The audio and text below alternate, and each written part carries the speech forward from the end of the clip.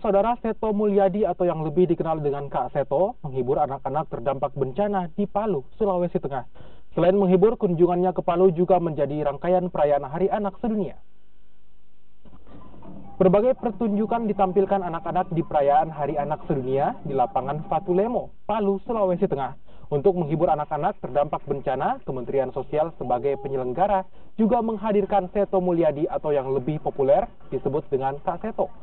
Kehadiran Kak Seto menjadi hiburan tersendiri bagi anak-anak yang hadir. Kunjungan kali ini merupakan keempat kalinya pasca bencana.